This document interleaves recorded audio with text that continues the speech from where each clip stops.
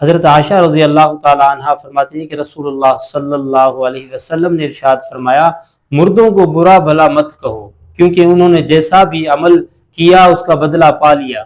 مسلمانوں کے آپس میں لڑائی جھگڑے، تلخ کلامیاں اور ایک دوسرے کے ساتھ ناانصافی، اس کے لیے روکا گیا ہے کہ اب وہ مر گیا اس دنیا سے،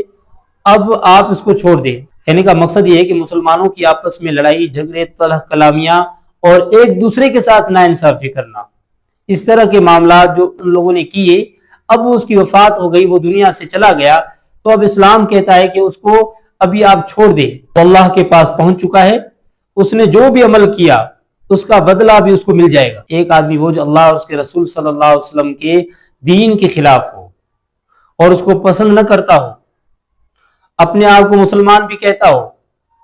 اور وہ اپنے آپ کو مسلمان بھی کہتا ہو لیکن شریعت کے اوپر اعتراض بھی کرتا ہو، شریعت کے خلاف بکواس بھی کرتا ہو، اپنے آپ کو مسلمان بھی کہتا ہو اور اس طرح کے عیب لگاتا ہو اسلام کے اوپر اور اسلام کے خلاف اپنی زبان چلاتا ہو اور مکمل طریقے سے اسلام کو کمزور کرنے کے لیے وہ ہر سازش، ہر کوشش کرتا ہو، تو ایسے لوگوں کے بارے میں نہیں روکا گیا کہ یہ مر جائیں تو ان کو کچھ نہیں کہنا، بلکہ یہ مر گئے تو پھر بھی ان کے اوپر لعنت کرنی چاہیے، تو اس میں کوئی حرج نہیں ہے۔